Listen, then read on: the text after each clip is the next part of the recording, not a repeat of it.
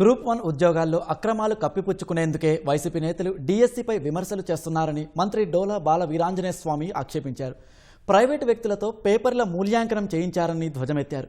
150 మందిలో 72 వాల్యుయేటర్లకు మాత్రమే ప్యానెల్కు అర్హత ఉందని తెలిపారు.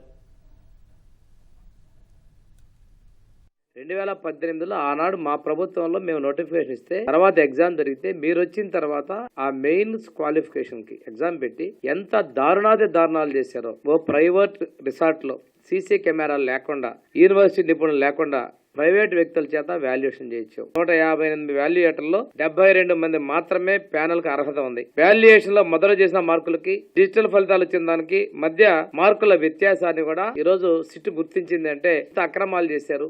వాల్యుయేషన్ పూర్తయిన తర్వాత ఆ దాన్ని రీవాల్యుయేషన్ చేసి పునఃపరిశీలన చేయాలని తప్పితే ప్రీలియన్స్ ద్వారా రెండోసారి మూల్యాంకనం చేసి దాని తప్పులు తరగలు చేయడం ఒక ఎత్తు అయితే, వాల్యుయేషన్ పేపర్ల మీద మీరు వైటర్ పోసి ఎంత మందికి మీకు అనుకూలంగా చేశారో ఒకసారి ఆలోచన చేసుకోండి. మీరు ఎగ్జామ్ సంతకం లేకుండా దిద్దుబాట్లు 29 చేస్తుంటే సంతకాలను సరిపోలినటువంటి 159 కేసులు ఉన్నాయి. చీఫ్ ఎగ్జామినర్ల సంతకాలకు సరిపోలినటువంటి దిద్దుబాట్లు 123 ఉన్నాయి. రెండోది ఇంకుల్లో కూడా మార్పులు ఉన్నాయి. ఒక చోట బ్లాక్ ఇంక్ వాడారు, ఇంకో చోట ఒకే వాల్యూ పేపర్ లో 2 రకాల ఇంకులు మార్పిడి చేసింది కూడా మీరు. అంటే మీకు కావాల్సినటువంటి తప్పుడు విధానాలు మీరు చేసుకోవడానికి కూడా అర్థమైపోతా ఉంది. ఎంపికైన 165 మంది అభ్యర్థుల్లో 160 మంది అంటే 96.97% మంది యొక్క ఓఎంఆర్ షీట్ లో దిద్దుబాట్లు జరిగాయంటే మీరు ఎంత తప్పుడు పనులు చేశారు, ఎంత ఆశిత పక్షపాతం చేశారో, దీని వెనక ఎంత పెద్ద ముడుపులు జిల్లాయో కూడా తెలుసుకోవాల్సిన అవసరం ఉంది.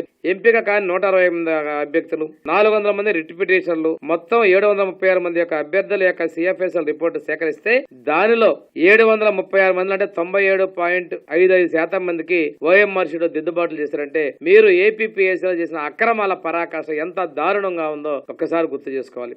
అంటే సిట్ రిపోర్ట్ వస్తుందని మీకు ముందే గమనించుకొని డిఎస్సీలో అక్రమాలంటే ఒక డ్రామా మొదలు పెట్టారా? గ్రూప్ 1 మూల్యాంకనంలో కోర్టును తప్పుదారి పట్టించినందుకు రాజకీయాల నుంచి శాసనం తప్పుకుంటారా? సిట్ ఇచ్చినటువంటి దర్యాప్తు రిపోర్ట్ మీరు ఏ సమాధానం చెప్పండి.